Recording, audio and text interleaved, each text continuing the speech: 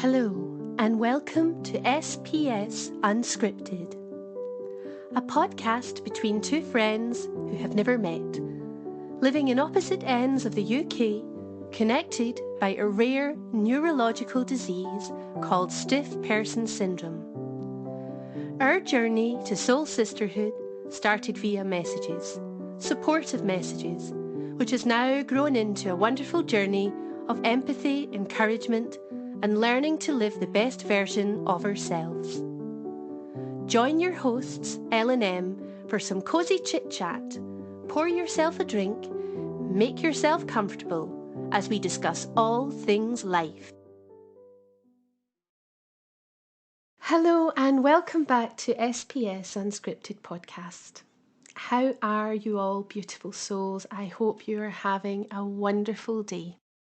Today, there is no set topic of conversation for this podcast, but rather Lindsay and I sharing openly how we have both been feeling and coping physically, psychologically, and cognitively these past few difficult weeks. So, as always, Lindsay will start the podcast with a beautiful inspirational quote. Good morning, Lindsay. Good morning, sweetheart. So here we go to another podcast. Yeah. And good morning, beautiful souls. Once upon a time, all was well. Then it wasn't, but then it was again. Life is always changing, so learn to get comfortable with being uncomfortable sometimes.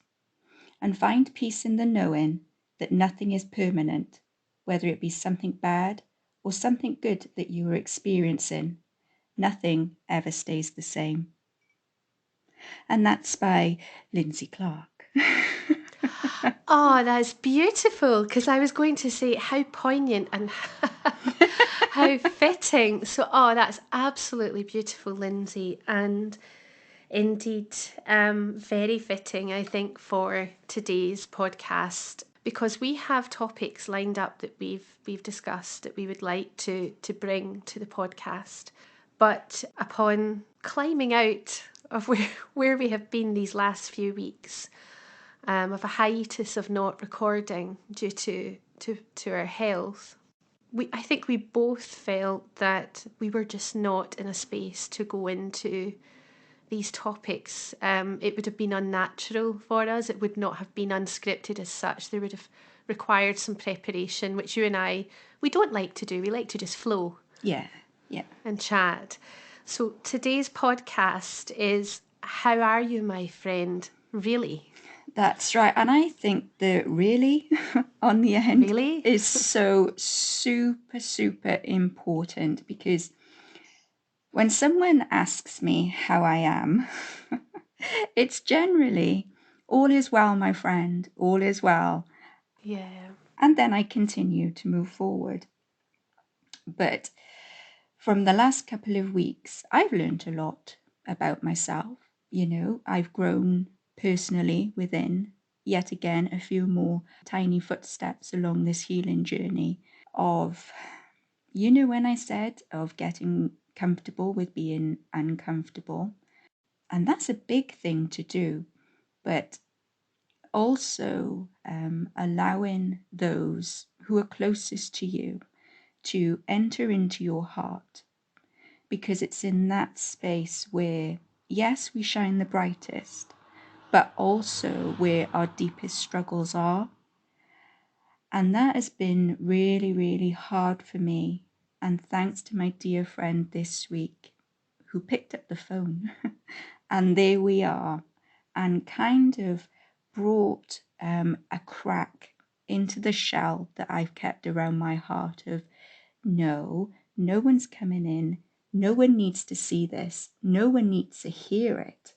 And sitting there with those emotions and feeling love from a friend, from another human being, to say, I see you, I hear you, and I'm right here for you. And I think for anyone dealing with any sort of disease, or even life situation where they feel that they have lost control, or maybe that's not the best way to put it. As I said to you It is like treading water, and you're using that bit of energy that you have left to keep treading water until your legs cramp and you start sinking. And even then, I would not wave my hand and reach out to anyone and say, please help me, please help me. And this week, in my own way, I did. And I started opening up and allowing that crack of the shell around my heart to pierce, you know. And it has been quite some journey over the last couple of weeks. And I think if we just take a step back, digress a bit to where those of you who had listened to the previous podcast, I was on my way to book a shepherd's hut or a little log cabin to go and spend the week with my hubby for his birthday, away in nature to just to reconnect, have some lovely time together, be with nature. That's where I find my healing.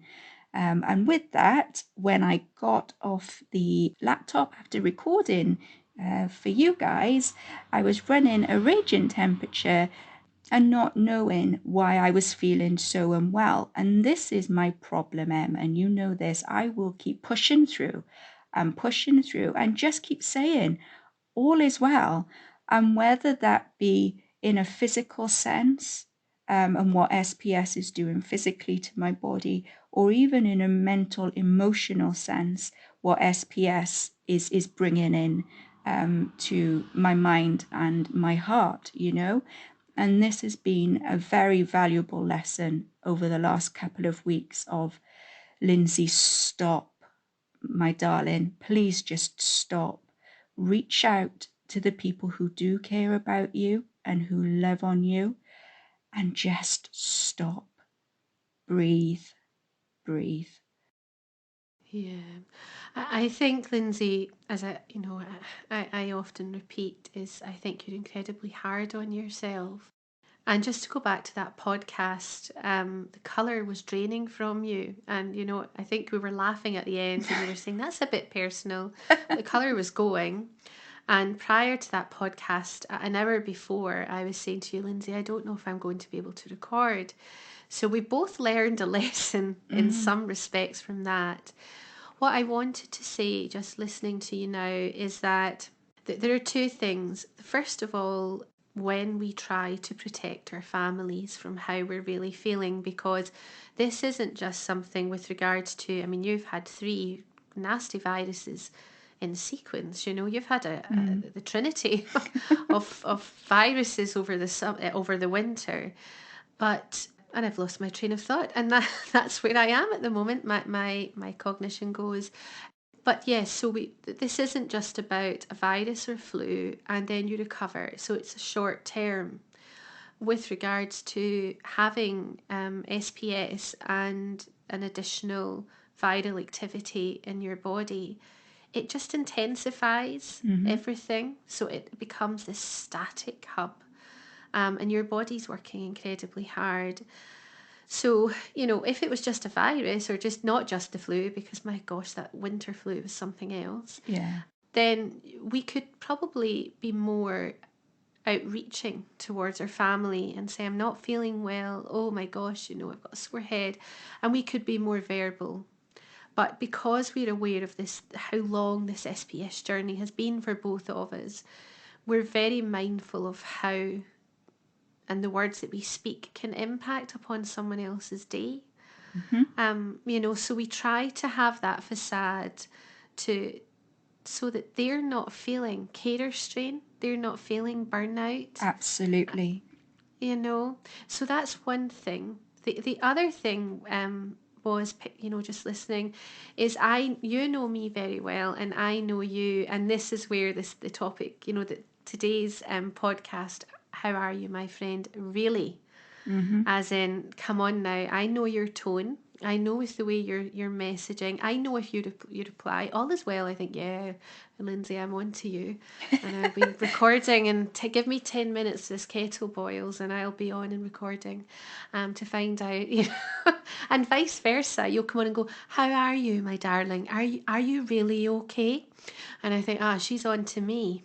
So there's no hiding from this one. And I think, we have been very open with one another in recorded WhatsApp messages.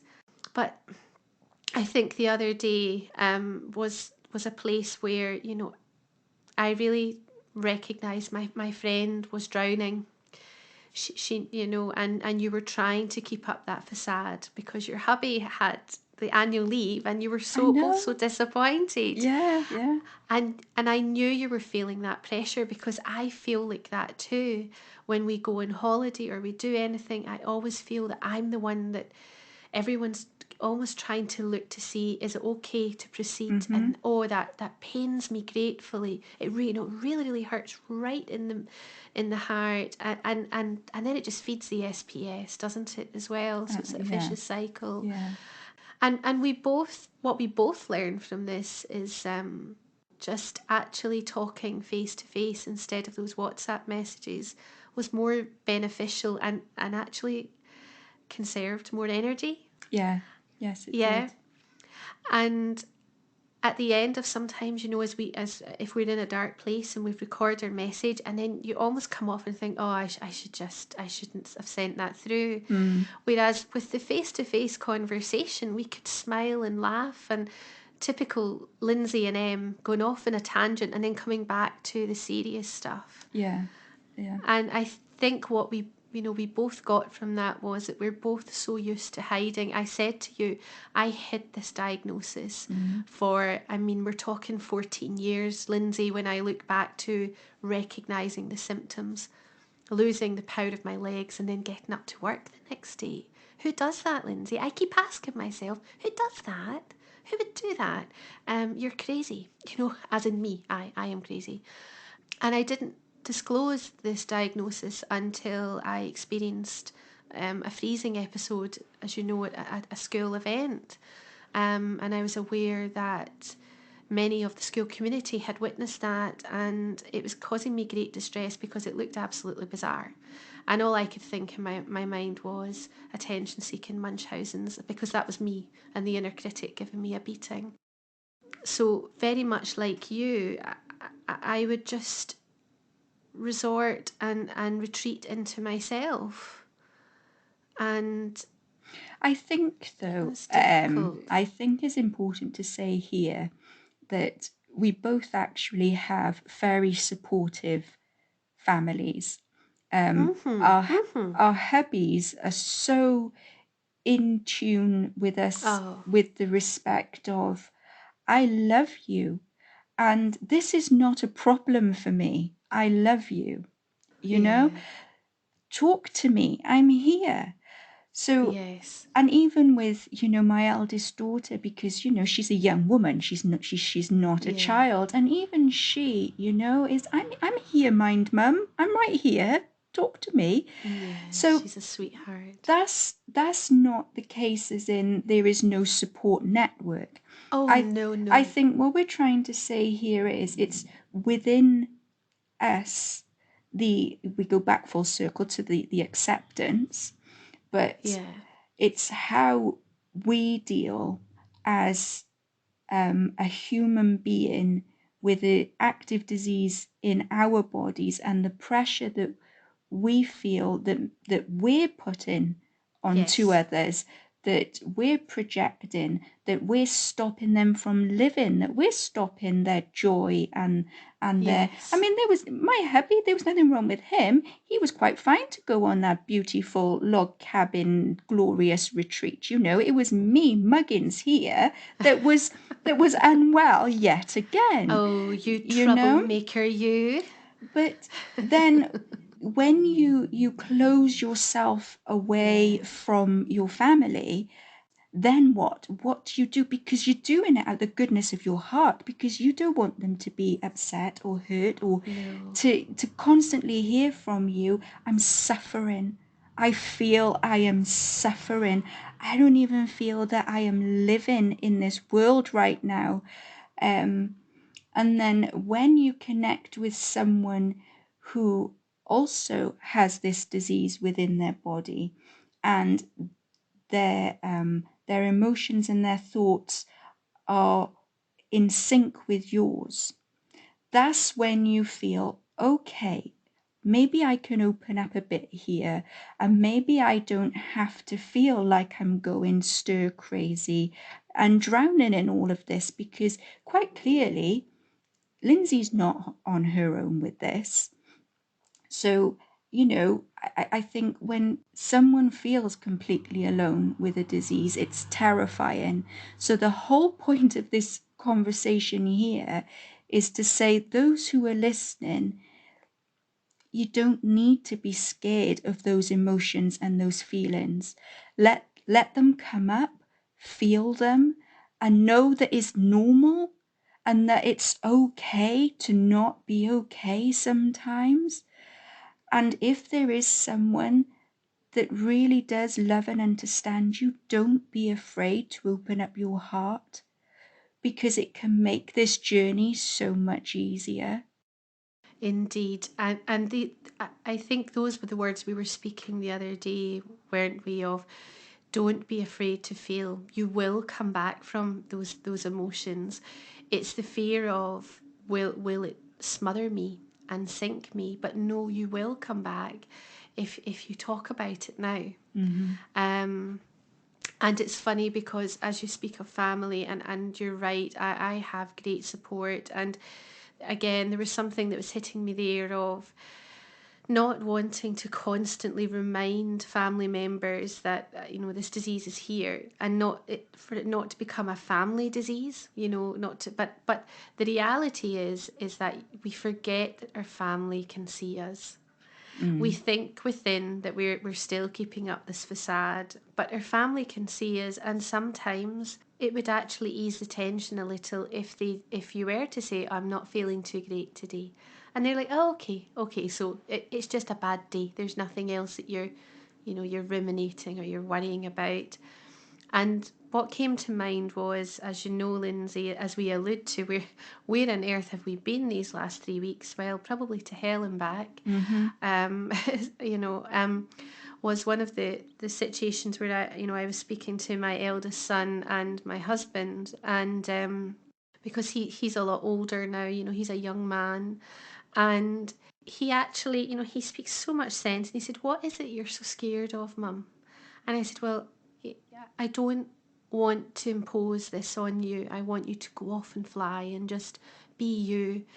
And I feel at times because I can't give enough of myself to you, because all I want to do is give all of myself to you. That's all I want to do, is live for my family. I just want to pour myself out to you." And I said, and sometimes because I'm not feeling too well, I feel sometimes I might be a wee bit shorter than what I would normally be, Mm-hmm. And he started to laugh, with a genuine laugh. And he's like, "Are you honestly kidding on here?" And I'm like, "No, I feel as though like I'm the bad cop." And it really, him and my husband just looked at one another, and I could see it was a genuine laugh of like, is this your self-perception? Because if anything, it's the complete opposite. And another thing that he said to me was, "Mum, you need to stop worrying that if we come home from school, or wherever we've been, and you're lying on the sofa with the blanket over you resting." He said, "That doesn't affect us. That actually just thinks, oh, Mum's having a rest before dinner." Oh, do you know Yeah. what? See? I connect with that.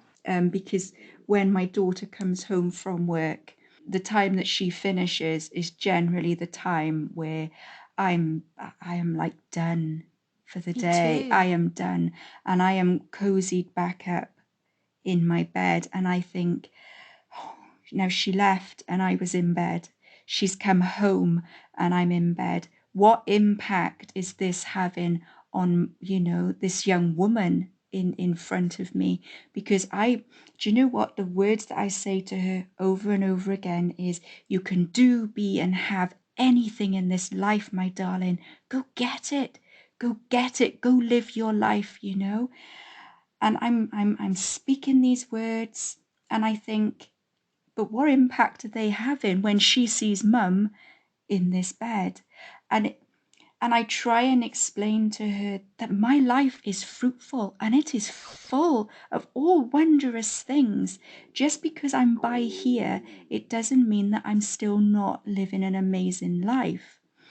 Now, when I come unstuck with that is when emotionally I become unstuck within myself.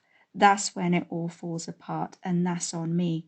So, what she sees, and I hope what she truly does see, is this woman, her mum, that is doing amazing things with her life, even though this disease has come in through the door and sometimes, hits her about quite hard.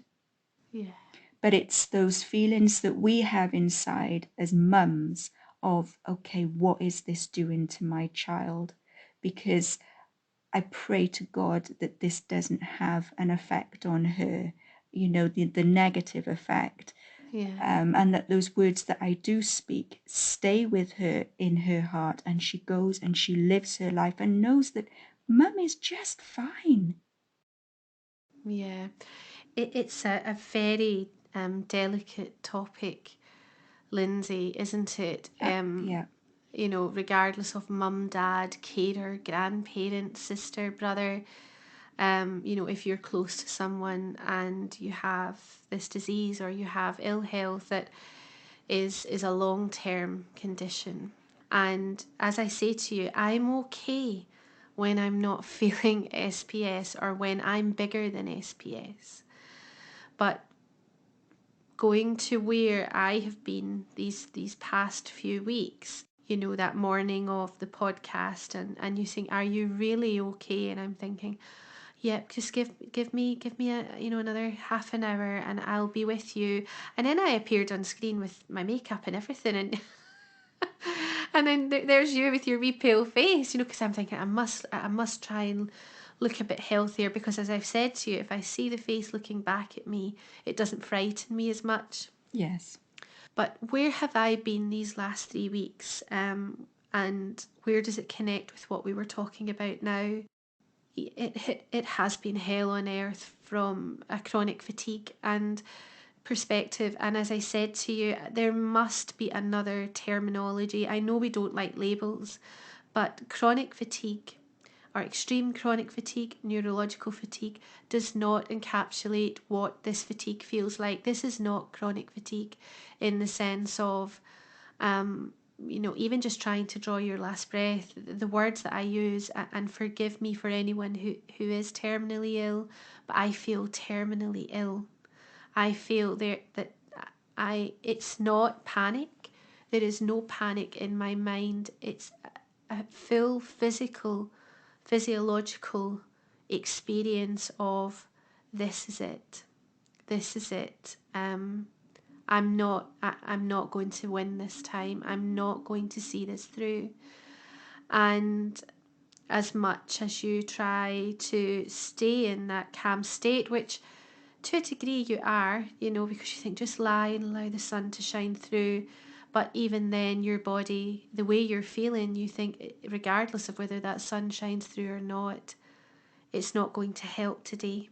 And then when those small snippets of energy do come, you want to, well, for me, I think if I could even just pop some pasta in a pot and take that part of the in my mind that's ruminating of, here we go again, here we go again, here we go, it's all hands on deck because you're sick.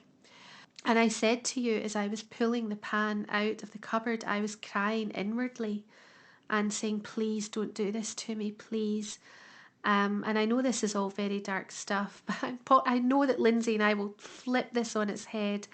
But I do want to share it because I think it is important, for if there is someone else out there feeling like that, I want to connect with you because I don't want you feeling alone. And I was silently crying and thinking, when I take this pot out, this will be the last time I do this. I give up. I give up. And that evening, I remember my children weren't in the room and my husband was folding, washing, and I just turned around and I wept like an animal. And we sat on the sofa and he didn't speak, he just sat with me. And I said, this is bigger than me. This is bigger than me and it's going to win. And that's all I could think. And I did utter the words, perhaps you should just drop me at A&E and allow them to admit me to neurology, because I cannot see another way through this. And we spoke of, did the tears help? And I do think tears can be cathartic. Sometimes there is perhaps tension been held that we're unconscious of, as well as feeling so physically poorly. And I think just allowing that release was cathartic. His silence was cathartic. There was no like, we will fix this. It was just somebody sitting with me saying, I can see everything. I acknowledge everything. I have no answers other than I'm here. And that his silence spoke louder than words at that moment. And I did say to him, I give up. I need to stop now. And I did.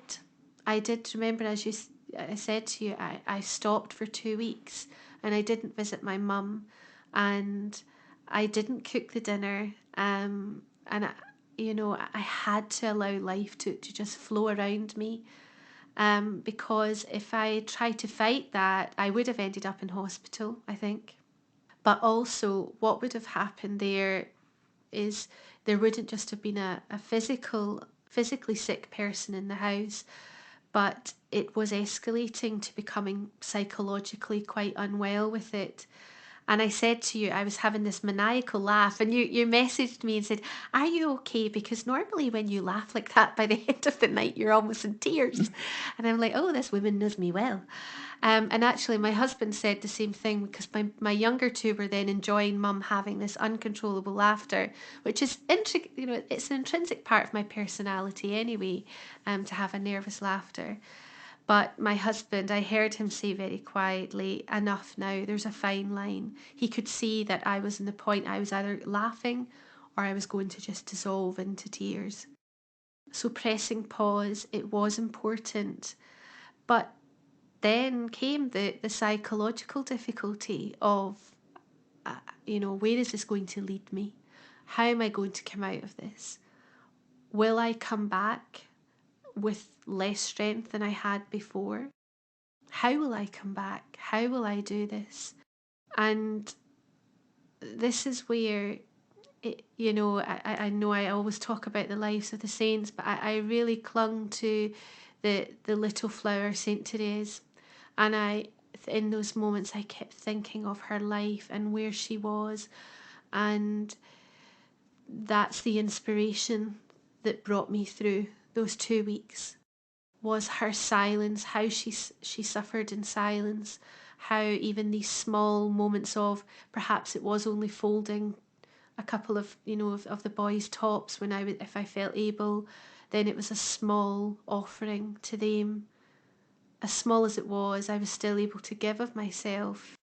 But the biggest thing was having to lie in bed and not be the mum and the wife that they deserve from me. And that's where St. Therese really came into my life and was saying, well, this is something that you can offer from yourself, to accept that this is part of your life, and to be an example of how to try and be calm, still be able to smile, still be able to have that hope, still have faith, still turn to God, and be able to accept with great humility the help of others. And we spoke of this. Thank you, God bless your giving hands. Thank you for that meal. Thank you for that tea. Because we've both spoken of this, Lindsay, and how greatly that costs us not to be the one with the giving hands, haven't we? Yes, we have. And it pains us deeply. So where have you been these past 3 weeks, really? Really? It's not been easy. I connect with a lot of what you said. I think for me, I have had to surrender to where my body's been at physically, emotionally, mentally, because I pushed up against it. And I mean, it's classic, isn't it? What you resist, it persists. Yeah. So I kept pushing it away and saying, no, no, no. I want to be living my life, please.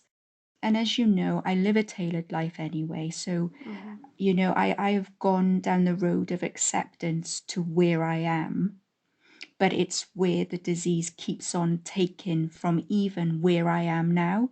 So I live my life pretty much in four walls during the week. And then on the weekends, as I've explained before, that's when I have time in nature, away from home. So I have the garden here, but nature is in the forest and the lake, and the mountains, which is where I have and I find great healing. But being here and within the four walls and having Forget-Me-Not Garden, as I call her, that is my sanctuary and my road to acceptance of, okay, this is where I am now, and this is okay. Being okay with that. Of not, the great career and being mum who's spinning all the plates in the air and the high bank balance and, the big house, shiny car, the future that I had planned for myself and my family, being okay with that. And it's taken me a long, long time to be okay with where I am and still find much value and purpose of where I am right now, this very moment. But when, as you say, that fatigue that has no name almost is like a word doesn't encompass even a tiny amount of what that fatigue does. So when that starts taking more from me, that's when for me the SPS becomes stronger and stronger. So when I say that I was resisting this, I was crawling around on my hands and knees in my garden because it was the only way that I could get around. And I was saying to you, my neighbours must think I am mad as a box of frogs. What is this woman doing? But for me, I needed to keep trying. I needed to keep moving forward, because when I see myself moving forward with those little, fairy steps, I'm at peace and I'm still calm within. But then I couldn't crawl anymore. Then SPS spasms in the lumbar part of my back and up the sides of my back and down my legs. And I was just in this state of, oh no, oh no. Now, not with just that, but my normal stuff, because I on a daily basis, it's the esophagus spasms and, my lungs, and it pushes in and my voice, it kind of, I don't know, it's like this whisper, isn't it? And I push and I push and I to talk, but the harder I push, the tighter the spasms get. So all of this now, this amalgamation of all of these things going on, plus the virus and high temperature and resisting, like I was pushing and pushing against where I was, until I couldn't. And then the surrender came into where what I call the doodle chair, which is my electric wheelchair. Now there was this choice of, do I stay in this bed, or do I allow my husband to very gently help me with my wheelchair and go and sit at the forest, the foot of the forest? Now, do you know what, I don't know whether it serves me to keep doing things like that and to keep pushing and pushing, because to stop that fear that comes up, and that, how I explained to you, is like this sticky, syrupy darkness that's within, which then starts triggering panic. And then when panic triggers, SPS becomes tighter within the muscles, within every part of me, even like my skeletal, my skull muscle, sorry, in my head and right through my face, and it will go right the way through me to where I am that stiff. I cannot move, I cannot breathe, I can do nothing. So, in a physical sense, do we keep pushing? Should we do that? Well, there's that fine line, isn't it, to giving up or surrendering for a wee while and saying, okay, let's sit with this.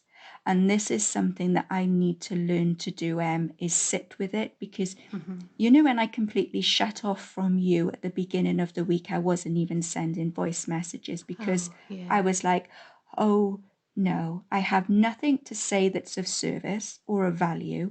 It is all so dark and grim and bleak. Right now, I am absolutely petrified. I feel like I am losing my mind. I'm scared.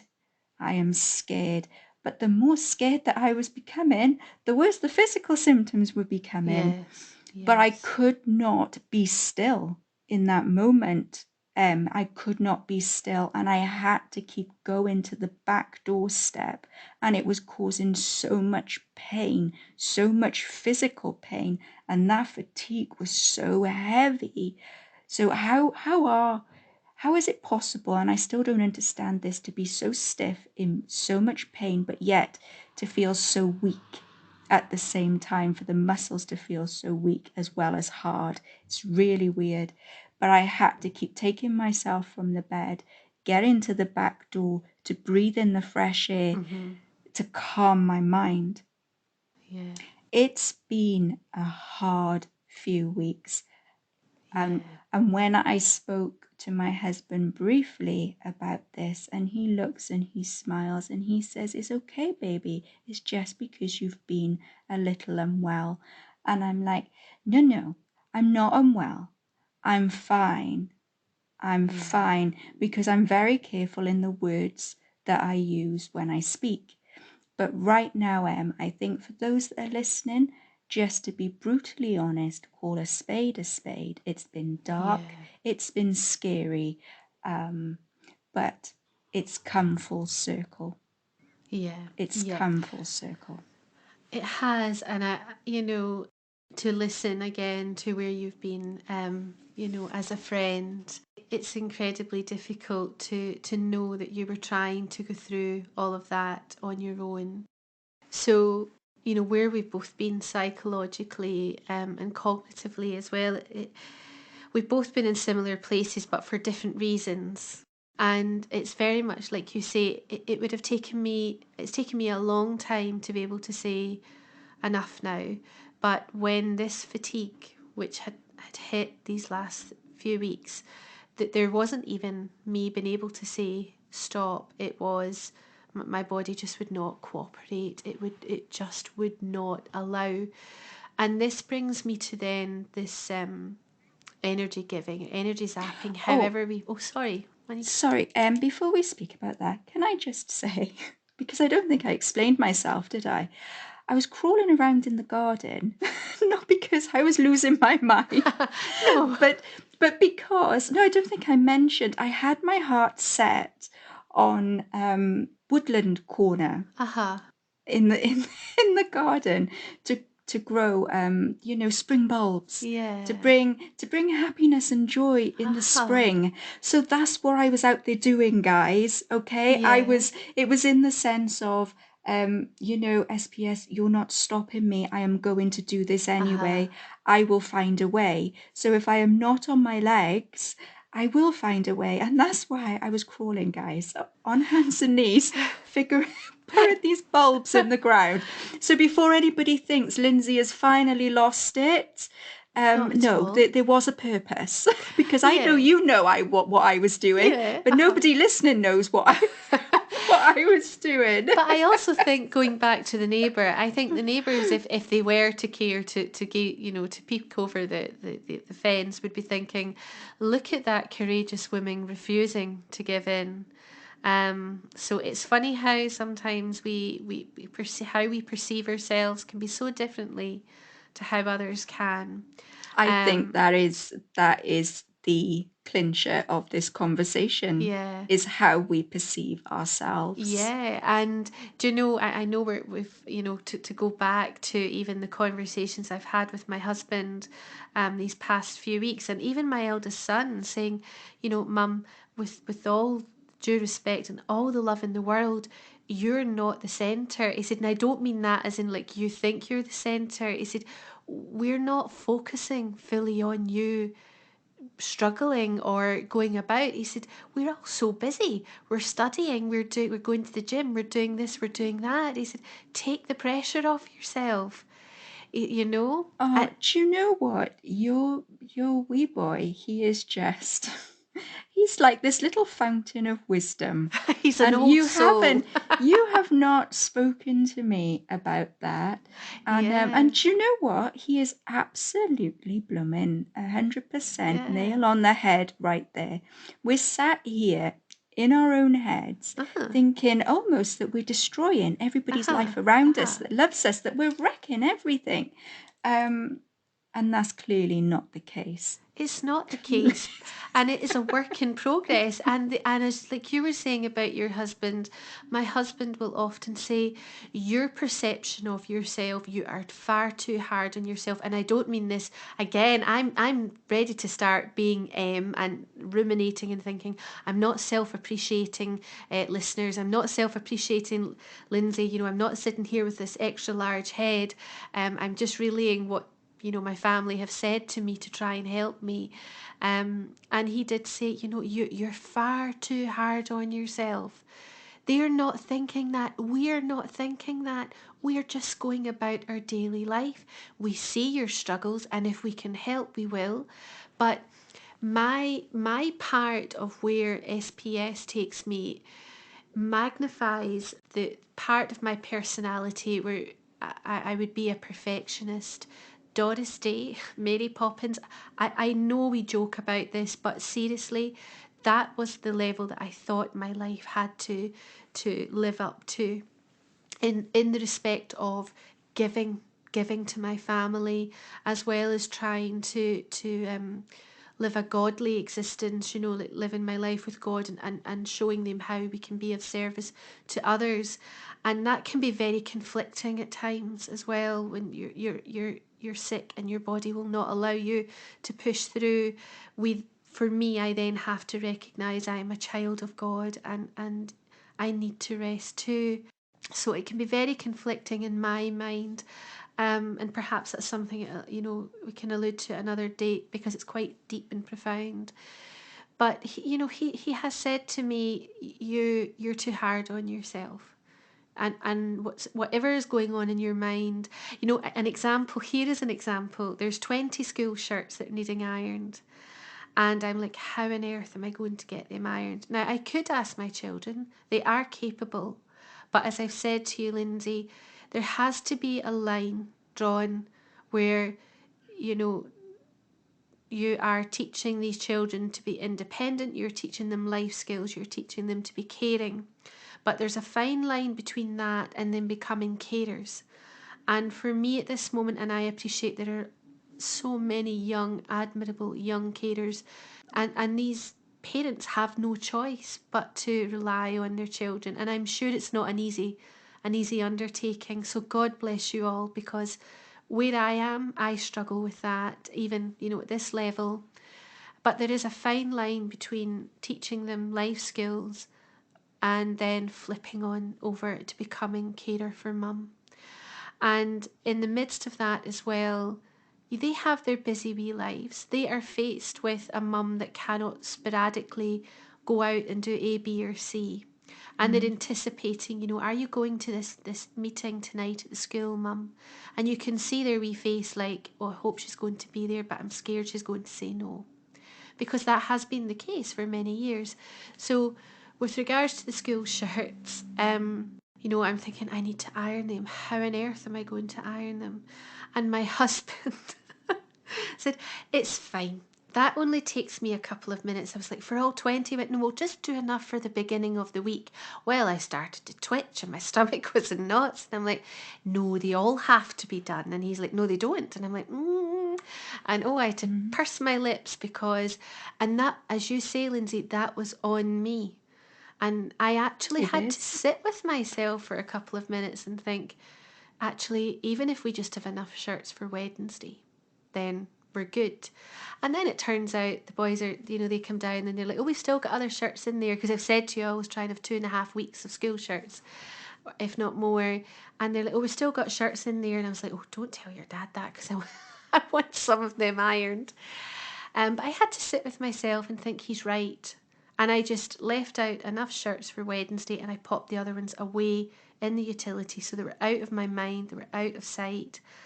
And I just had to breathe through that. Now that sounds, to someone who has energy, who's managing these things, it might sound crazy. That may as well have been a full house of ironing for me. Those shirts, it was a mountain of ironing to me, basically. So as you say, it's about learning, sometimes going back to basics, accepting. I know we use the word in inverted commas adapting, but adapting, it's more, for me, it's more a behavioural change. I was just going to say that, actually, and also the fear of the loss of control, because no one likes being told, loosen the reins a little, my love. Things don't have to be super perfect, on point, everything done right now, this red hot minute. Just relax. Relax a bit. But I think, some of it has to do with personality type, always flying by the seat of our pants kind of thing, busy, busy, busy, and everything's done. But it has been, I think, my journey, I'm a little bit further ahead than you in that respect, because I no longer, and maybe it's because I've had to come to terms and accept where I am disease-wise and in a physical sense. So ironing, for instance, I have not picked up an iron in years because I physically cannot pick up an iron. So I've gone through where you are and all those school uniforms that need sorting out, and just becoming a heap on the floor of, I just cannot do this. That this is like, I can't do this. And I don't like that word, because you know me, I am always, there's always another way, there's always another way, there's always another way. Unironed shirts is the other way. There we go. Because the non-iron ones are, they don't, sorry to interject there, Lindsay, but maybe someone's like, what about the non-iron shirts? These are the non-iron shirts, even in the tumble dryer, that are coming out from, and I will not name the chain, that are still coming out. And I'm sure, that there are many kids going off to school with shirts like that, but that again, that's on me. But then I'm thinking, as a mum, I don't want them feeling, I've got a crease shirt, and so there's the mother's heart has to be recognised there, doesn't it, sweetheart? Absolutely, it does. And it is hard, and I am learning. I think what's happening from my perspective, Lindsay, is I'm learning where SPS and I are, where we're arriving at each junction, and things are changing in my body.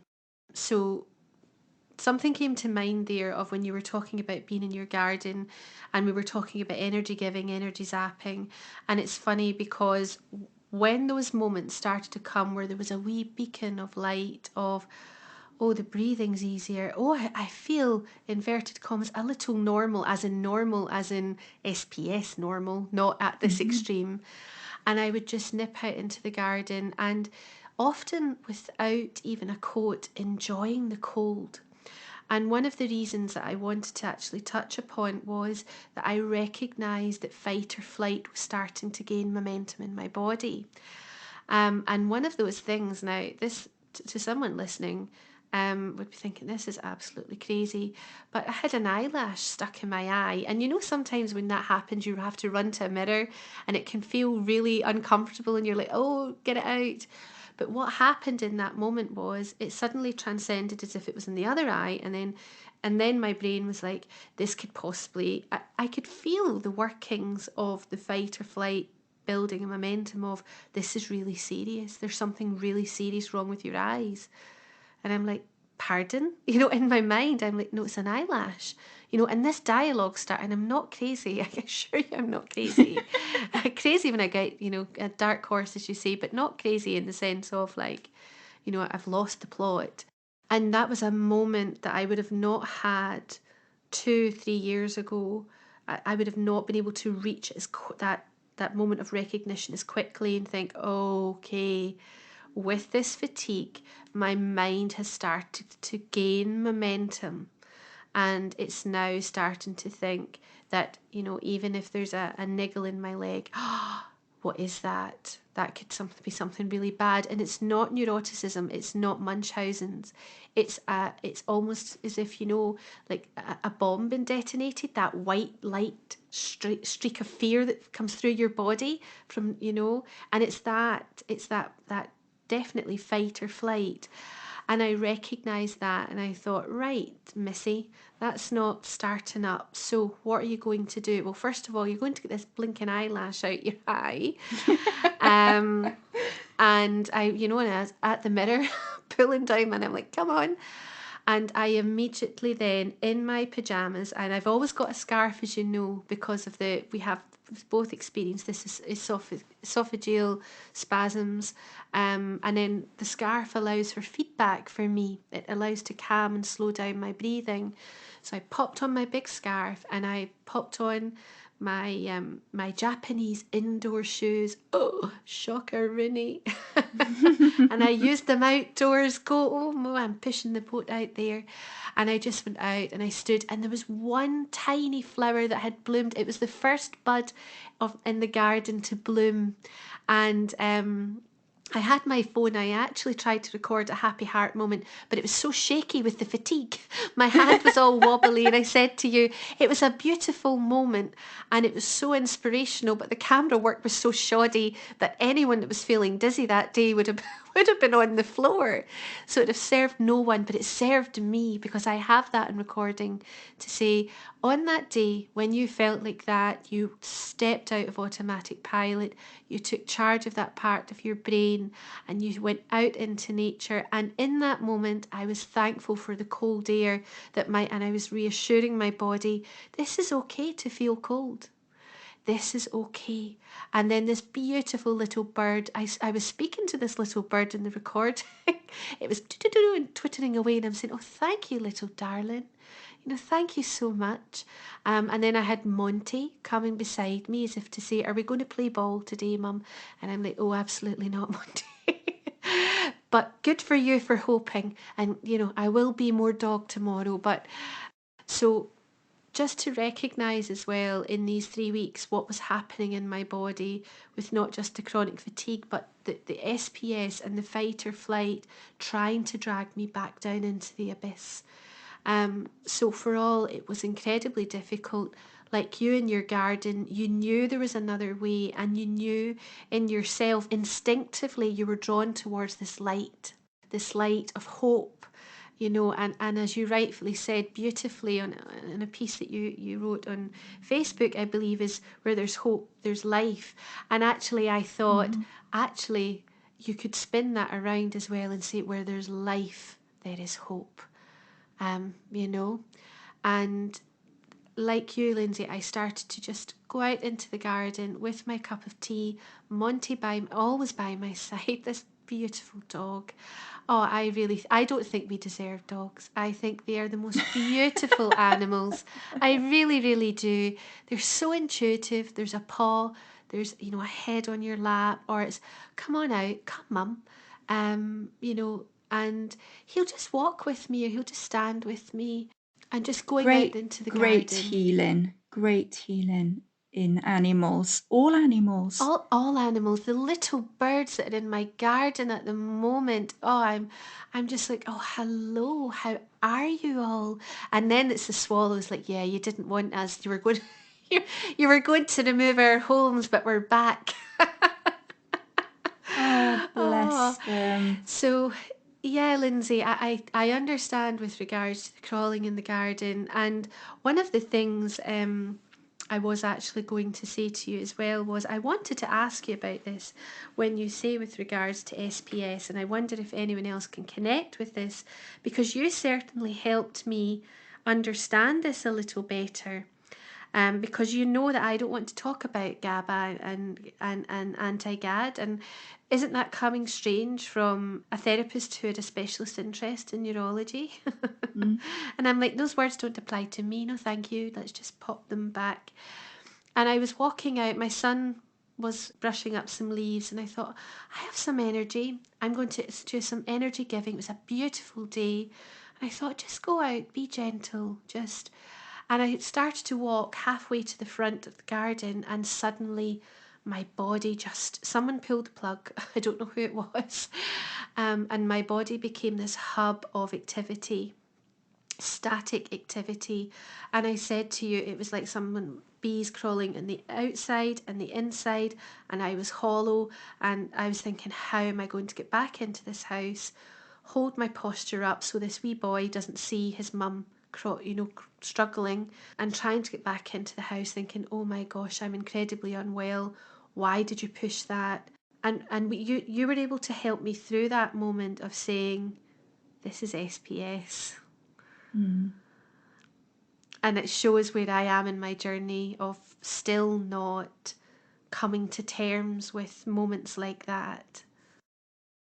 I think it's giving ourselves permission sometimes to realize that a lot of the work, yes, is down to us, and being able to move through our day-to-day life and continue to keep trying and doing things. But on the flip side, there is also an acceptance of, in an SPS brain, there is down-regulated GABA. And with that, the SPS brain doesn't have the buffer that someone without SPS has. So that protection from just daily, day-to-day stress, we're more sensitive to because we don't have that buffer. Now, whether or, less of a buffer, and particularly, I mean, talking from my point of view, I'm completely unmedicated, completely. So with SPS, first line treatment is diazepam to be able to bring that calmness within the brain, because there's all this hyperexcitability activity because of the down-regulated GABA. Now, apologies if I am not explaining this 100% correctly. I am no doctor. I am no neuroscientist. This is just, my understanding of SPS and how it is for me. So being accepting, sometimes, a lot of the time actually, because this is why I live my life the way I do, because of the startle response, the hyperexcitability of my brain. Like these past couple of weeks, I've even been triggered in a completely silent room. Does that make sense? At the tiniest of noises, because my brain has been so sensitive to noise and stimuli, emotions, past experiences, present moment experiences. And like what happened to you outside, for me, all of that becomes completely heightened because of the severity of fatigue. Yeah. And I think where you were at, because the fatigue was so heightened, that's where you became in that position of your whole body just got to a point of, oh, enough now. And it just, it stops, it freezes in that moment. And this is something that I go through like on almost a daily basis, that freeze response, because that trigger of maybe something outside, whether it be the open space, and it just felt too much for the body to stay upright because there's nothing to hold on to, there's nothing around. Even if you've got a stick or a walking aid of any description with you, it's just not enough. No, it's and not. and even when I was in the doodle chair on the weekend, sitting up is hard. My body pulls forward. It scoops forward because that fatigue is so heightened. It's so hard to stay on top of. But then when you have a reprieve from the heightenedness of that fatigue, you'll notice the brain will settle down more, and it won't trigger as much to the noises that are around you or to the emotional stimuli that's going on around you. You know, if somebody's had a bad day and they come in the house and they're like, they're completely miffed off. If when you're in that heightened state of fatigue and the brain is hyper excitable and anything and everything is triggering it, the mood that person might be in, it can send this whole array of like, it's horrible what it feels like inside. But you take another day where maybe, you know, your body is more well rested and the brain is feeling more settled. That same instance could happen, but yet you're totally fine with it. Exactly. And it's incredible. Well, it shouldn't be incredible, but there's still those epiphanic moments when you're talking of when someone else comes in, perhaps having a bad day, and we feel the vibrations of that. And I was always told I have an external locus of evaluation. So if I've never met anyone and I walk into a room and there's tension, I automatically think that it's me that's caused it. And it's taken a long time for me to be able to step away from that. But with SPS, as you say, that immediately goes to that base of my spine. That excitability goes to the base of the spine. We've spoken about the restless legs. Those are a killer as well, Lindsay, and I think menopause, we've both spoken about this as women, how menopause isn't really helping with SPS at the moment. What do you call it? Helipause, the helipause, the helipause. helipause. That cracked me up. Yeah, the helipause. The helipause, absolutely. That this is something else that's adding in with SPS and everything else that's going on. And I think going back to when we first met, I said to you that my neurologists and other doctors that I was involved in my care said, we actually don't know what is causing what with you, because there's just so much going on in your body that we can't pinpoint what's SPS, what's menopause, what's thyroid, what's celiac, whatever it is, And it's strange, isn't it? How with the diagnosis of SPS, how a chain reaction seems to occur. I've noticed that for a lot of people. They say, look, SPS has popped up and now I have 5, 6 other things going on here. What's this about? Who the heck knows? It's a conundrum, and I don't think we'll ever get to well, I do hope we get to the bottom of it. I always say to you, medicine's a young science, and I think that was my hope over these last 3 weeks as well, is that one day, in fact, I said to my husband, if only somebody could come with one injection and say, we found it, here you are, here's the injection, and you're going to be off and be okay. And then the other part of me, my heart and my soul part, my heart and my soul, who's really me, because this body is really just embodying my heart and my soul and what my body is going through. My heart and my soul are so much stronger than my body and my mind. So when I think about that cure, the part of me that's so connected to my faith and to God is like, well, no, I don't want to give this away, because then I don't have much to offer of myself to you, and perhaps I can use this to help others and to teach others in the way of living a life like this. And that again, it's very profound. So I have so much conflict as well within me. I'm a very complex human being, as you've started to discover, and we're incredibly close. We're like family, but there are still parts of me where I have held back with regards to how deeply rooted my faith is in my life, and how it is the centre of my life, and how it is my compass for all things, even in suffering. And I've held that back because I know some people are not always as open to that. But I always say to you, I'm very respectful of interfaiths. I'm respectful of all faiths and all beliefs. But going back again, off on tangent, that was my hope in those 3 weeks, that they will find something that will really, really help this disease. They need to find something to help this disease. People cannot continue to suffer like this. And I know there are people much worse than I am, Lindsay. And God bless the people that are much worse than I am, because to the outside world, I've used my ARC products. If there's anyone from ARC listening, I'm happy, for a sponsor on the podcast. Me too. Yeah. I have all my products on my face and my hand cream. Yeah, you're looking beautiful. But to the outside world, it must look okay, as if because I occasionally, I'm using the stick, but I'm very rarely out.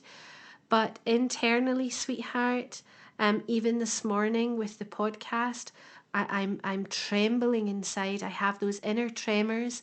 My balance is off. So I said to you, I was all set up for today, and my wee darling had came in like a diligent little boy, and was doing his piano practice before school. He loves his piano, and had taken away the piano stool and everything. My very sophisticated setup. And I was like, holy smoke, that took a lot of effort last night for me to organise all that. And it allowed me that 10 extra minutes in bed, and I have to set it up. And so my balance, everything was off. And I really was contemplating messaging you to say, let's just press pause. I don't know if this is wise to do this today with where I am. And it just hits me at the moment because of where I've been, sweetheart, and knowing where you've been. And I think God bless the people out there who are 10 times worse than I am with this disease.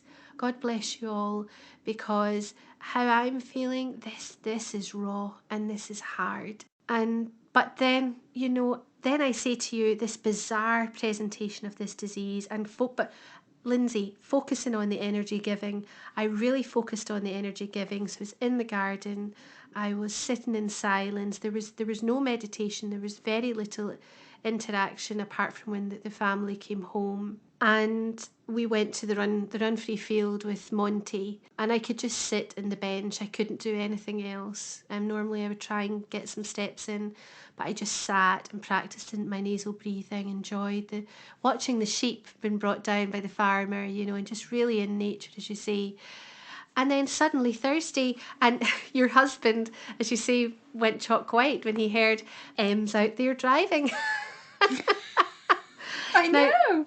That was the most sporadic thing. My son was rushing for the bus to go to the gym, and I thought, I think I could drop you. And he was looking at me, and I'm like, yep, okay. Before I knew it, I'm in the car with my youngest. Now, I have to say, I wasn't feeling dizzy. I was feeling safe. I was feeling better. I would never go into a vehicle where I didn't feel, that's why I don't drive as often. It felt amazing.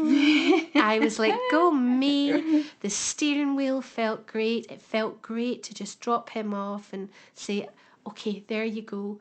And my little one was in the car. He's like, Mum, I'm so proud of you. I'm so proud of you.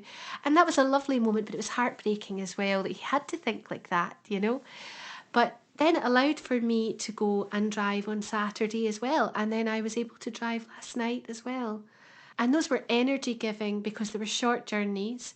The other thing, I know I'm talking a lot, the other thing I wanted to say to you was, very sporadic, husband came down. We're on Borealis watch, as you know.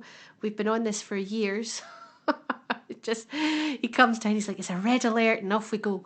And he came down, it's about 11 o'clock at night, and the full family jumped in the car. And I oh my gosh, my temperature would not regulate the rest of that day. The next morning, and during the night and throughout the day, and I thought, oh, I've pushed too far. But you come back to the basics, don't you? Of just rest. Come on now, you'll be okay. You've been in a really dark place these last couple of weeks. If you can get through that, you're going to get through this. And think, you saw a green haze. There was a green and pink haze. You finally saw some of the borealis. And there's been a lot of stargazing and all these energy giving that has been still difficult with the fatigue, but has allowed my body to start to come into a kind of rhythm. And you've been Yeah. the same with Forget Me Not, haven't you? Yes, yes, I have great healing from that little patch of ground. Oh, She never falters. She never leaves me. She's always oh there, she's even if I a haven't been there for a few weeks. Isn't it funny? I say to you when you speak about a patch of ground, and how can you have so much love for this this soil and for all that grows from her, and the as you say, the first flower buds, yeah. with the snowdrops and the primroses, and just I look at these little flowers, and there's so much life, and there's so much love that comes from them, so much healing. And literally place your hands on top of that soil, and it is just, I don't know, it's almost like magic if you could just Yeah. bottle it, pop it into a pill form, take it every morning. But absolutely, even when I feel that there is nothing inside me that, when you say, how am I still breathing? Yeah. Sometimes it genuinely does feel that way. It is not an exaggeration. It genuinely feels that way. But to be and spend time in that little garden, and the healing that she brings, is quite phenomenal, really. And this is when I said to you as well, with that little time spent at the edge of the forest, and at the park, where there is so many squirrels and different native birds, and there's a gentleman there that takes monkey nuts every weekend, such a sweet gentleman. And it's like something of, like a little Snow White picture of all these little animals, running around and picking up these little monkey nuts. So for me, the energy that it takes to go to these places, that is where I make the trade off, because once I'm there, the healing that it gives. Yeah. So when you speak of the energy giving and the energy zapping, it's these sort of things that gives back. Now, ideally, what I would like to do, and I often say to you, is I need to go for a run. If I could just go for a run, because I mean, neither you or I are dumb to the fact that movement is bloody good for you. It Yeah. is so, so, Yes. so good for you. But is making choices where, okay, I may not be able to go for a run, but I can do X, Y, and Z. I have this little pedal. I've mentioned it before. Little pedal machine in my bedroom. You sit on the sofa in the bedroom and just pedal for a little bit. I've not done that actually for the last couple of weeks. I've really had to just try and be okay with not being okay the last few weeks. But I'm moving forward to that again. So for me, energy giving, it started with the phone conversation with you this week. That's where I started to come back into myself, and spending a little bit more time out. And Forget Me Not, I sowed some sweet peas seeds. They're on the windowsill now, upstairs, and some sunflower seeds, daisy seeds. Just really just trying to connect, getting right the way back to basics. There's actually, as you said yourself, there's been no meditation, because I think when my brain gets past that point, of being able to settle itself down, it just causes more frustration for me to try and sit myself still and focus on that meditation. So I feel quite sad in a way that I've had to just let that go the last couple of weeks. But I'm very mindful that meditation, it is a practice, and you need to be practicing it through all the good times, because that then prepares you for when the bad times come. Don't cling to medication and just wait for the bad time to come, because if you expect yourself just to settle when, you know, everything is chaotic in your mind, it's just not going to work. So I've really just had to let that go. I will obviously now start coming back to bringing meditation back into my day. Can I just interject there, Lindsay, just to say, sorry, sweetheart, with regards to meditation, though, there is meditation in the silence of the garden. There is great meditation there. Yes, Yeah. yes. And I know you know that as well, but sometimes that is all the meditation that a busy, overwhelmed mind and body needs, is silence and tactile feedback. As you speak of the you know, the soil, and I was speaking to you of this with SPS, you know, first coming around, I think, within the war veterans, and that's when OT was established, and it was actually just using stuffing and basket weaving, and it was just in silence. So, you know, don't underestimate what you're doing. You are, I know we talk about the guided meditations, but what you're doing is your body and your mind were guiding you to that silent meditation. I think, I think that came from this week, didn't it? Our conversation of purpose. Because I said to you, if I just spend my life in these four walls and my little garden, what on earth is my purpose? What's it all about? And it, you know, it is quite profound and quite deep looking at it in that way. But then when I start, you know, really looking closely at my thoughts and what's going on in this head of mine, and I realize my subconscious is just, as you mentioned earlier, on autopilot, and to really, really be mindful of being present and in the forward part of my brain, in the conscious part of my brain, and try and drown out the subconscious, because those patterns in the subconscious, they've been there for 40 years, you know. And just to try and get a handle on saying, shh, quiet now, quiet, and keep moving forward. And when we speak of purpose, and when I look, I've really had to reflect this week on how far I've come in the respect of, you know, when we speak of suffering of this disease, believe it or not, suffering through this disease, whether it be physically because of it, or whether it be emotionally because of the impact that it has brought upon my personal life, you know, career, family, etc. I mean, that has been huge. And there has been massive losses and sacrifices in my life because of this disease when it entered, you know, entered my life, and what it did. But through that suffering, and I never thought I would hear myself say it, but through that suffering is almost like my life truly began. Does that make any sense whatsoever? Yes. I was able to shed the old me, maybe more so, you know, the physical Lindsay, so the one in a physical sense that never really stopped to see the flower because she was too busy running with a baby under her arm, a work folder under the other arm, trying to start the car, baby in the car seat, you know, organising shopping list, got to pick that up after uni lecture, you know. There was all these things going on in my life. There was no time to stop. There was no time to think with my heart. It always came from my head because I was always so busy, and always so busy about worrying about everybody else as well, and never really gave a second thought to me.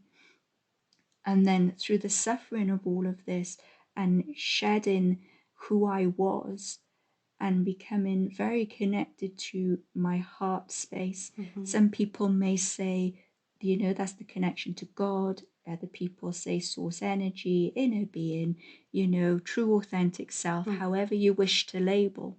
But that connection to my heart in who I truly am, and seeing my purpose being that I am here, that I have walked this journey, I've got to where I am. I'm still growing and still learning, but in that I can serve others. Indeed. And I think listening to you, it's heartbreaking to hear what you've experienced, but to almost have an awakening in your heart and your soul, and to share with you, and this is very personal to me, and I never thought I would ever share this out with even just my husband, Lindsay, is that I have been spinning all the plates, as you know, as well. But my faith has always been integral to my, from a very young child, I've always had a strong connection with God and with the Blessed Mother and with the lives of the saints, and the little saint I speak of at the moment, Saint Therese, who she was a character. She's actually my confirmation saint, and I've been to Lisieux where she was, and there are photographs where people often think, in my parents' home, they think it's me, because apparently we resemble one another very physically, facially, and then we both had the same long curly hair. But this saint I've always really struggled to get a grip with, but she always keeps coming into my life, almost like knocking at my door and saying, read more about my life. And she did have a very difficult life, but we have a very similar, where both our parents' fathers were watchmakers, and it's just a very similar background. But anyway, Lindsay, from a young child, Saint Therese was in the Carmelite order, and from a very young child I always wanted to be a Carmelite nun. And then I met my husband at a young age, a tender age of 16.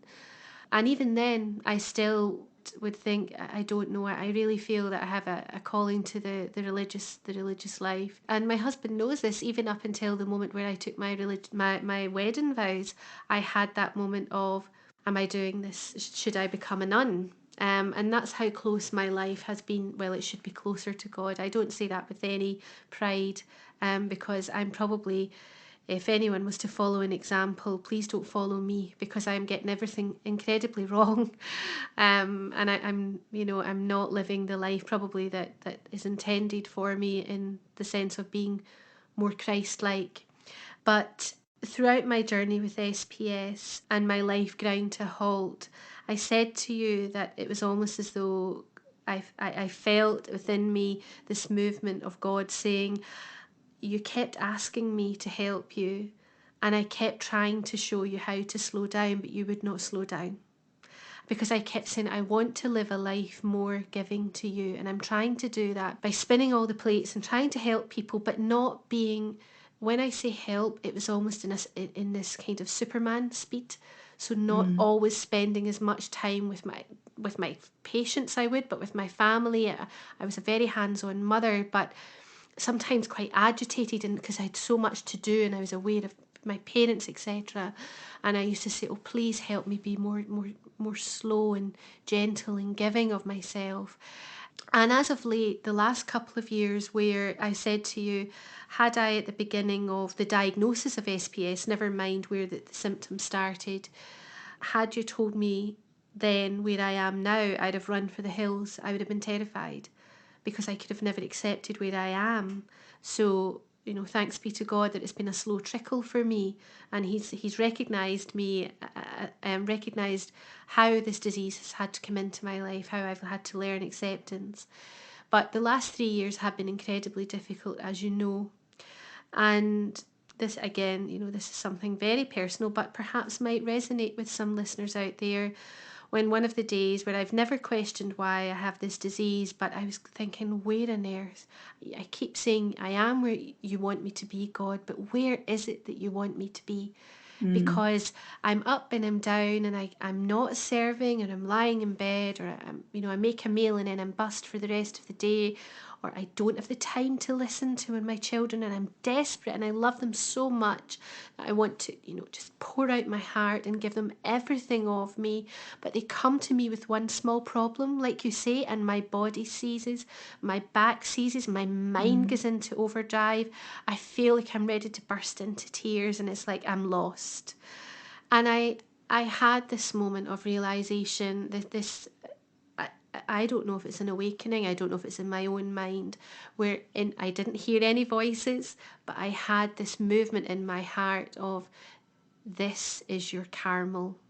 This is your caramel. So when they talk of Carmelites, and the emotion that came over me when I realised, here is my purpose, this is my caramel. Because the Carmelite is an enclosed order. And I would often say, why can I not get in that car and drop my children to school? Why can I not drive out to my mother who's sick? Why do I then have to, my husband who's spinning all the plates for all of us, and I have to then, he has to take this weight, and I don't mean the weight of someone needing us in the sense of them being a burden. I mean the weight of having to then appease clients, support a wife, support family, support, other family members. So, and it becomes incredibly difficult, Lindsay, because you feel trapped. You feel so trapped in this body, but your heart and your soul has so much to give.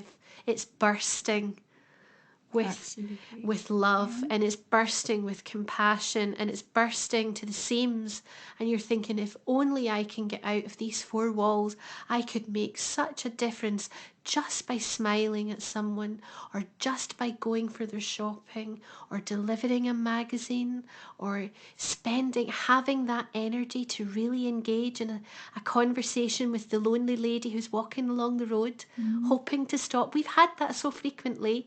When the boys were younger, she always carried a little sweetie, this lady, to give to my boys, and I recognised she was lonely and she just wanted someone to talk to. And I think of that, and I know you're of the same being, and this is where we connect as soul sisters. This is where we connect from our heart space, Lindsay, you and I. But yes, that was my realisation of, this is your caramel. And now my task is to try and learn to accept within this caramel how to deal with the SPS and where it is keeping me within the four walls, but thankfully still been able to get out into the garden. Still thankful to be able to get out with my husband and my family. Yes, that small drive, etc. But it's not, as you say, it is not an easy task. And I know this is very deep today, and it's not one of our usual happy, laughter. But I think it serves great purpose to discuss it. And which leads me on to, Lindsay, our conversation the other day, when you were saying, how did you get yourself out of that mindset? Was it the tears that allowed you to almost release from where you were psychologically? And you feel that face-to-face conversation helped you, Lindsay. What did you feel was happening in that moment? If it could help anyone that was listening to reach out to someone else, what do you feel helped you?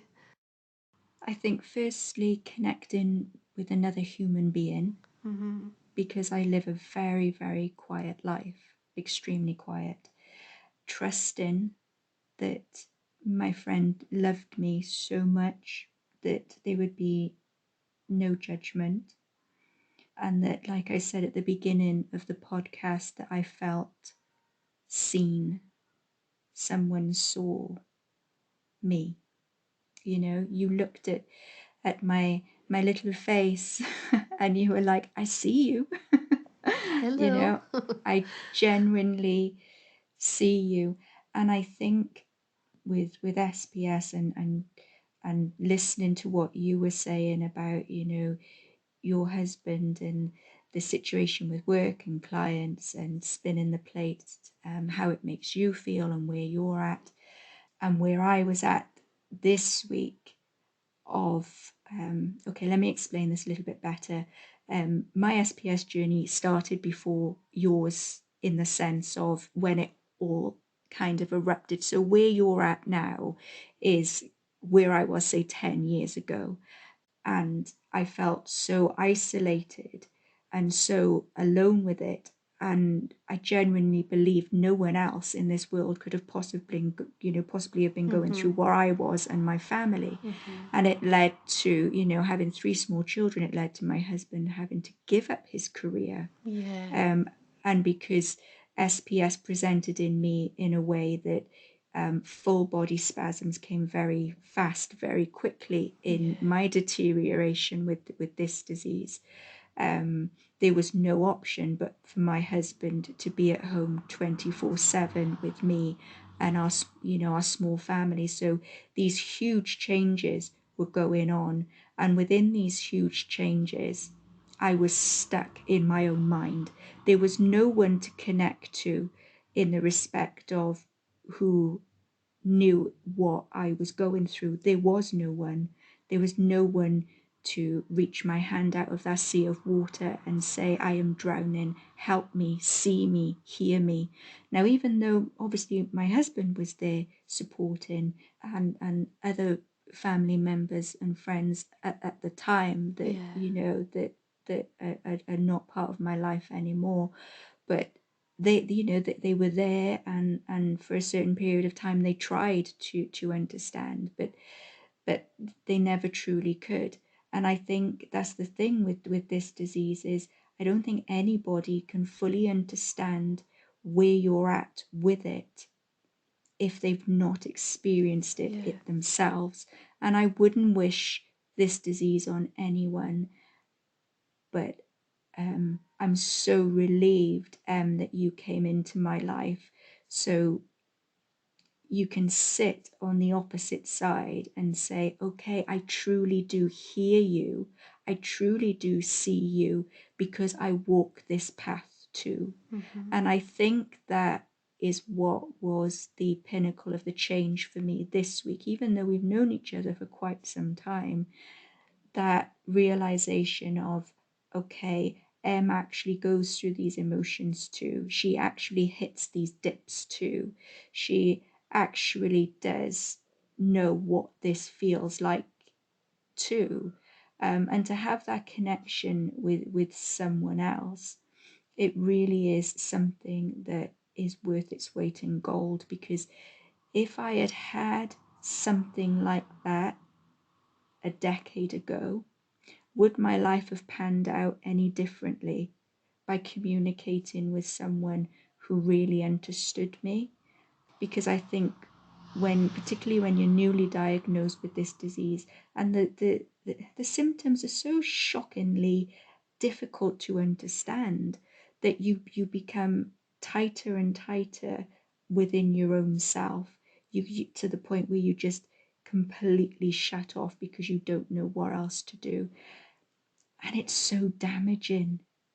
It's so damaging. So I think, if you're listening, connecting with like-minded people, and I mean, I know this disease affects us all differently, and what for me, say my friendship with you, Em, may not be somebody else's flavor. Does that make sense? Absolutely. So connecting with like-minded people and people that serve you as well as you serve them. So once you get past all the yucky stuff and the darkness and the stuff that's really not great, you still then bounce back off each other and lift each other up, and then you start bouncing ideas around, and you truly do start finding another way.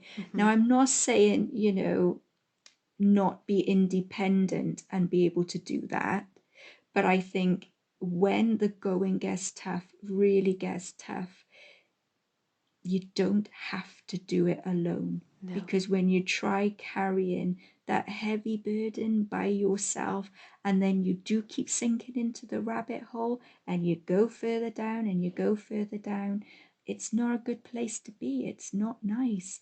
So, do what you can to connect with like-minded people. I think that's what I would take away from this, because that conversation of finally not running round in my own head trying to fix everything that was bad and wrong, and just sitting and speaking about it and being raw and honest about it, and then turning it around. That's the whole point of all of this. It is not to stay in that dark place. It is to experience joy and love and laughter of this life, because indeed this life, it is a gift. It is precious. It is. And no matter what is going on physically in one's life, there is always something to be grateful for, thankful for, you know.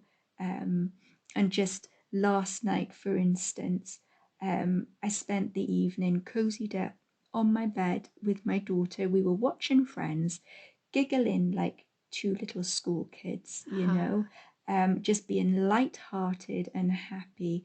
We cooked some pasta together, and we just had just beautiful mum-daughter time, and that in itself was a blessing from God, because it is in those moments that you know that you are living your life on purpose.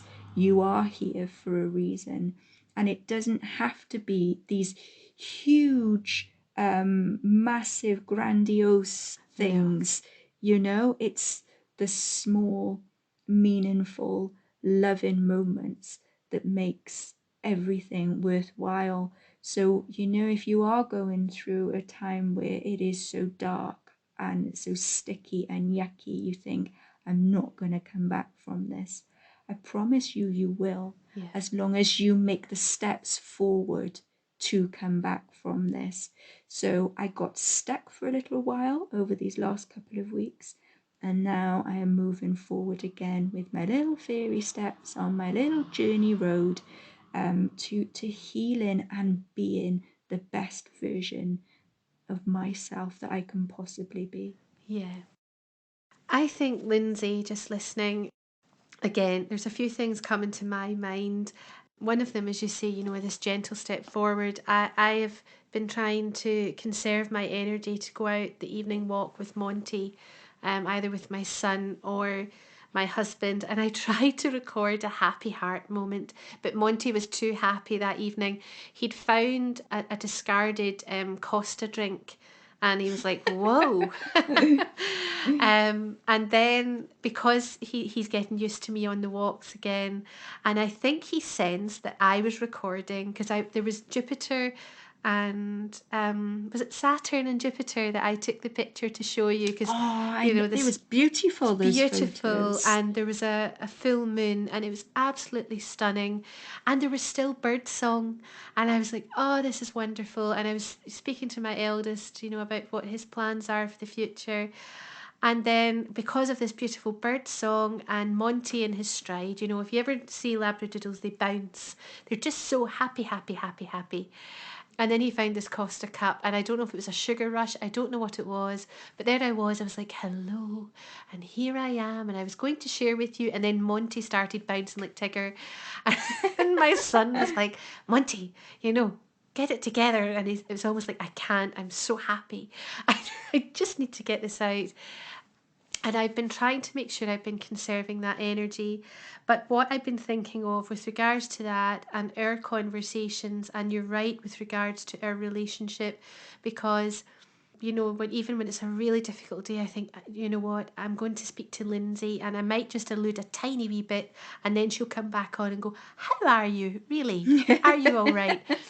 But when we speak of this, and we speak of the beautiful moment that you had with your most beautiful girl last night, and that when I'm recording to you last night with the podcast, with regards to today's podcast, and I don't know how many times I was interrupted with the hugs, good night, you could hear it, and it always makes me smile. And one of them I was like, this is your gazillionth hug, I'm on to you, but come here. Do you know what encapsulates all of this, Lindsay, and what is so beautiful, that in the midst of the darkness and the difficulty of where we've been the last 3 weeks, or where we've been even throughout life, the word that comes right to the forefront is love. That's what it is, sweetheart. It's love. Love can penetrate through the darkest of moments, the darkest and what seems the most strongest of barriers. Love, oh, and that is that a motorbike outside? Well, you probably can't hear the diggers. The diggers are ruining my happy heart moments in the garden. I'm like, the wee birds going toot, toot, toot, toot, and I'm like, and here we are, and the next minute here, duh, duh, duh, duh, and I'm like, do you know? Come on. How inconsiderate. Well, I'm actually thinking of getting a drone and putting a wee sign up to say, silence, I'm trying to record. But going back to that, love can penetrate through all of this, and it doesn't have to be all gushy mushy. There are some people who are not huggers, they just need silence. I'm a hugger, but it's just all you need is someone to care, knowing someone cares, knowing that someone is there, and that they do love you for what you are, for what you're going through. And love has no expectations. It has no expectations. Love is to give. It doesn't look to receive. You know. Oh no. Are they back again? Yes. Go away, So motorcyclist. I don't do well with it. Shall we? Well, do you know what? We have blethered till the day's long. Shall we use this to round up then? Because perhaps there is a crowd of motorcyclists outside your en route to pass by, and perhaps this is a moment to be able to draw to a close today, because it's been a lot for us. This is the longest we've spoken, probably even to our family, in 3 weeks. Yeah. So let's try and end in a typical Lindsay and M moment of joy. How is your shell bikini threading going on over there? I'm finding that I'm going up a size.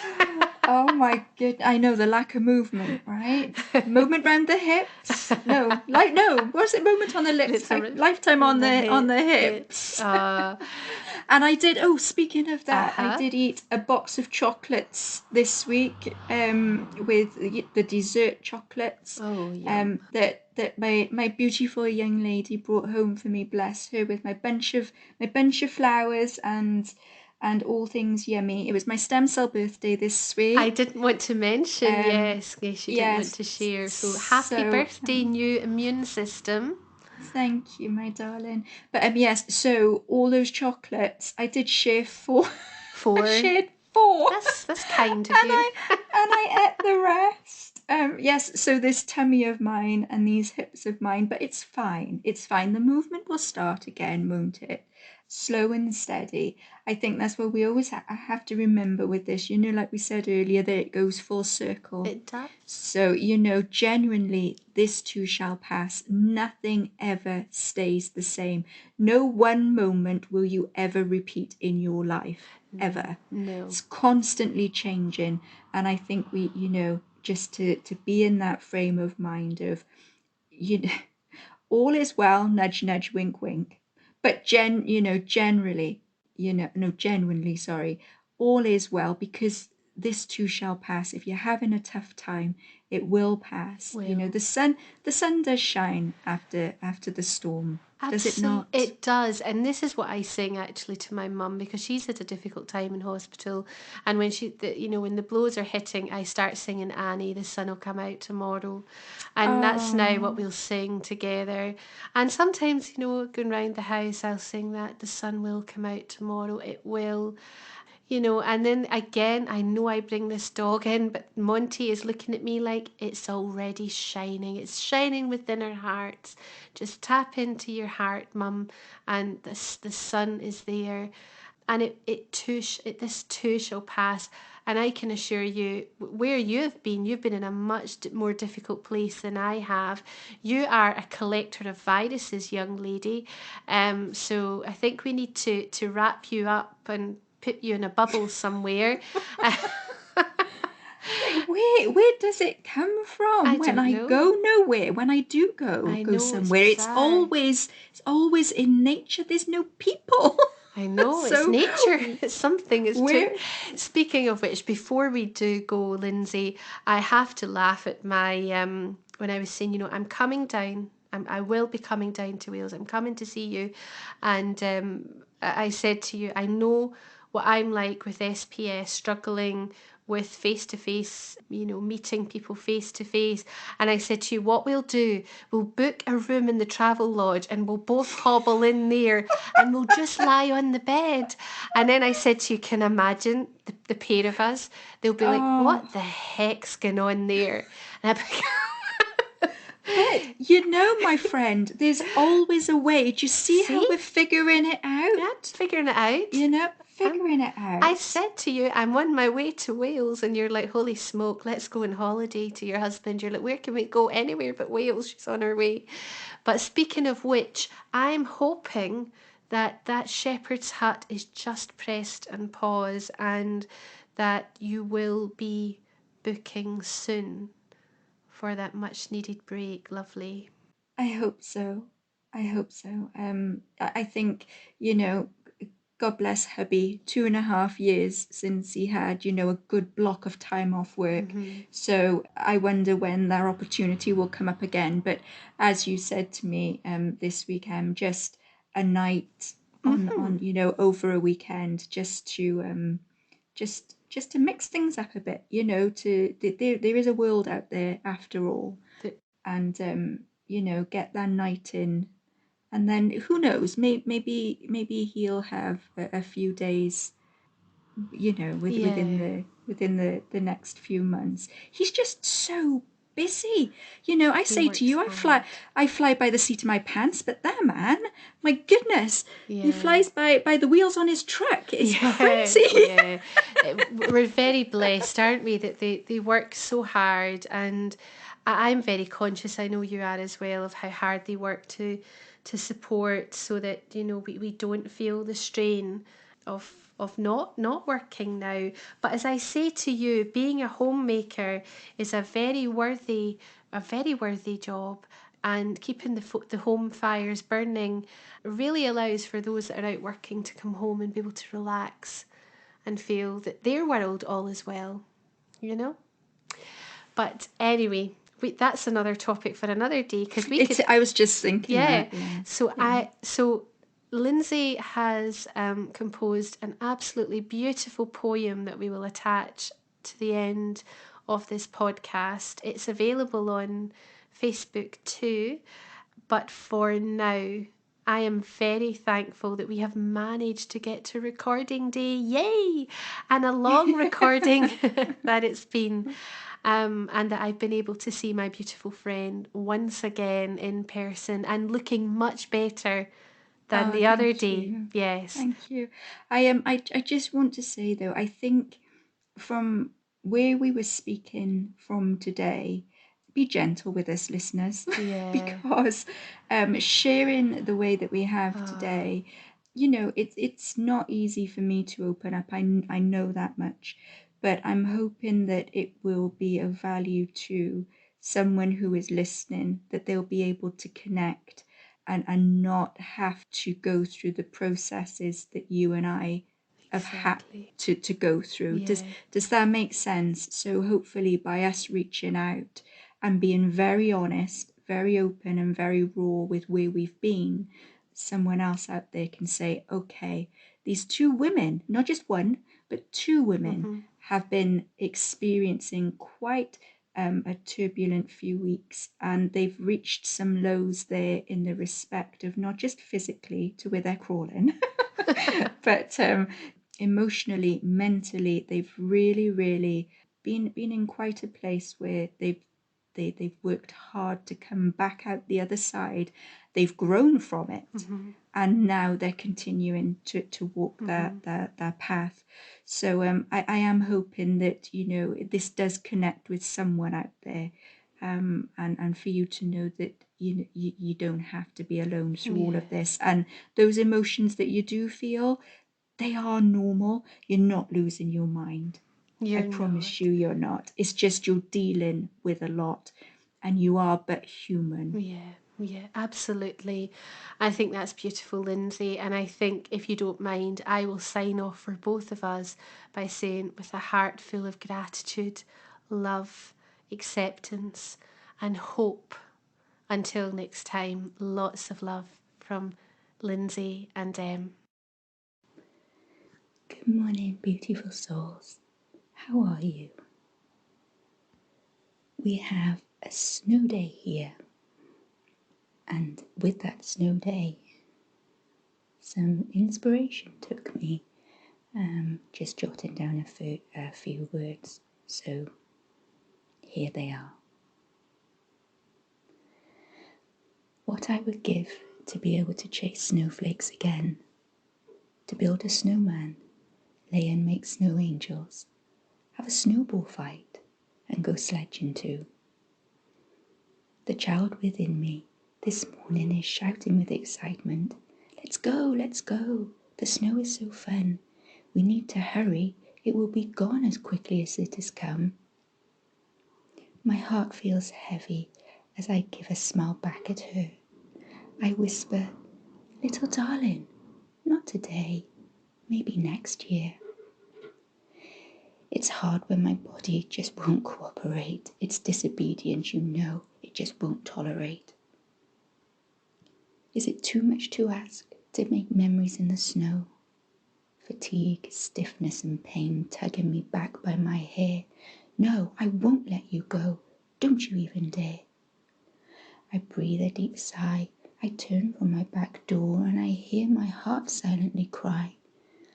I can't help but wonder, have I been living a lie? Pretending everything is okay, spouting the words, all is well, when really I've been feeling like I'm living in hell. I miss being with my beautiful children. I miss my life. And even though he won't say, I know my husband misses his healthy wife. The journey is hard, the challenge is real. But as I turn about on my heel, I tell myself I will figure this out, as life is precious, without a doubt. So when I find the answers, I'll let you know. And maybe one day I will meet you out there, laughing, running, and chasing the magical flurry once more in the snow. With love always, Lindsay. Thank you for listening to today's episode. We would love to hear from you. You can find us on Facebook, SPS Unscripted Podcast. If you would prefer to DM us privately, then do so with the Facebook Messenger app. We're also over on Instagram, SPS Unscripted Podcast 1, all one word. A gentle reminder, we are not medical professionals. This content is reflective of personal journeys where we follow advice from our medical teams, and we strongly advise that you always consult your medical professional for advice.